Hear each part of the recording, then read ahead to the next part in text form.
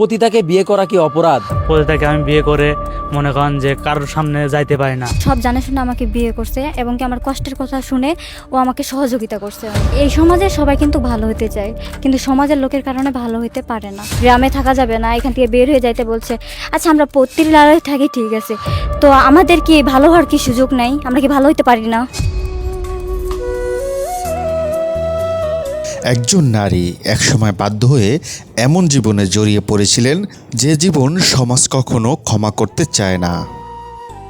কিন্তু আজ তিনি সেই জীবন ছেড়ে স্বামীর হাত ধরে নতুন করে সংসার করতে চান। অথচ প্রশ্ন হলো, একজন মানুষ ভুল জীবন থেকে ফিরে এসে ভালো হতে চাইলে সমাজ কি তাকে সেই সুযোগটুকু দেবে না? এই পতিতাকে বিয়ে করে কি এমন অপরাধ করেছেন আমাদেরকে একটু বলেন তো।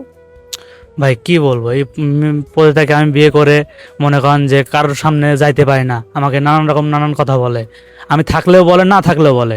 দোকানপাটে যাইতে পারি না, মাঠে খেতে যাইতে পারি না, কোনো জায়গায় বেড়াতে যাইতে পারি না, যেখানে যাই সেখানে। আবার আমার নিজের বাসার উপরেও এসে আমাকে অনেক কথা বলে, আমার ওয়াইফকে অনেক কথা বলে। আশ্চর্যের বিষয় হলো, সেই স্বামী বলেছেন, আমি আলহামদুলিল্লাহ ভালো আছি, সুখে আছি, আমার স্ত্রীর সঙ্গে আমি শান্তিতে আছি। তাহলে সমাজের চোখে যে নারী আজও খারাপ, তার স্বামীর চোখে তিনি কেন এতটা ভালো?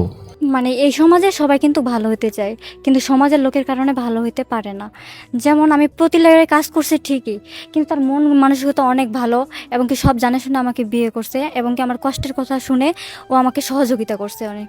যার কারণে সমাজের লোক অনেকে মন্দ বা অনেক খারাপ কথা বলতেছে, আমাকে খারাপ মন্তব্য করতেছে। অনেক সময় আমরা একজন মানুষের বর্তমানটা না দেখে শুধু তার অতীত নিয়ে বিচার করি, অথচ মানুষের জীবনে এমন কিছু পরিস্থিতি আসে যেখানে নিজের ইচ্ছায় নয়, বাধ্য হয়েই মানুষ ভুল পথে চলে যায়। এই নারীর জীবনেও নাকি তেমন একটি ঘটনা ঘটেছিল। তার বাবা নেই, সংসারে মা ছাড়া আপন বলতে তেমন কেউ ছিল না। একটি চাকরির আশায় তিনি তার চাচার কাছে সাহায্য চেয়েছিলেন। চাচা তাকে চাকরি দেওয়ার কথা বলে ঢাকায় নিয়ে আসেন, কিন্তু সেখানে গিয়ে তিনি জানতে পারেন তাকে প্রতারণা করে অন্যের কাছে বিক্রি করে দেওয়া হয়েছে। একসময় বাধ্য হয়ে সেই অন্ধকার জীবনে জড়িয়ে পড়েন তিনি। ধর মানে আমি অনেক কষ্ট করতাম এবং কি আমার বাবা নাই, আমার মা আছে শুধু। তো একটা চাকরির জন্য আমার চাচাকে বলছিলাম, তখন আমার চাচা আমাকে বলছিল যে তোমাকে চাকরি দেবো, আমার সাথে ঢাকা চলো। তখন বিশ্বাস করে আমি ঢাকা আসে আমাকে প্রতিটি লাইব্রেরিকে বিক্রি করে দিছে। উনি যখন আমার কাছে আসে তখন আমার সব দুঃখ সব কিছু খুলে বলছি, তখন উনি আমাকে বিয়ে করছে।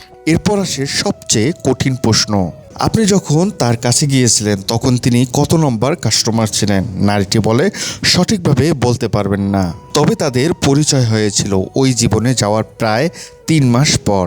আচ্ছা, উনি যখন আপনার কাছে আসে উনি কত নাম্বার কাস্টমার আপনার ছিল? সঠিকটা বলতে পারবো না, আনুমানিক 3 মাস পরে ওনার সাথে আমার দেখা হয়েছিল। কিন্তু বিয়ের পর শুরু হয় নতুন লড়াই।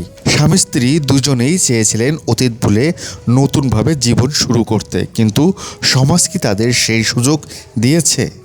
যে ওনারা বলতেছে যে ওই মেয়ে পত্রিকায় ছিল আর কি, ওখানে খারাপ কাজ করছে, এই খারাপ মেয়ে এখানে আর কি সমাজে জায়গা হবে না, সমাজের লোক কেউ মানে নিচ্ছে না।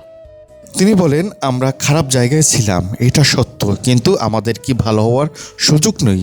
আমরা কি ভালো হতে পারি না? কথাটা হয়তো খুব সাধারণ, কিন্তু এর মধ্যে লুকিয়ে আছে অনেক বড় একটি প্রশ্ন। মানুষ কি শুধুই তার অতীত, নাকি একজন মানুষের বর্তমান এবং ভবিষ্যৎ দিকেও তাকে বিচার করা উচিত? মানে অনেক কিছু বলছে, সেগুলো বলার মতো না। এবং কি বলছে যে সমাজে থাকা যাবে না এবং কি গ্রামে থাকা যাবে না, এখান থেকে বের হয়ে যাইতে বলছে। আচ্ছা, আমরা পত্রির লড়াই থাকি, ঠিক আছে, তো আমাদের কি ভালো হওয়ার কি সুযোগ নাই? আমরা কি ভালো হতে পারি না?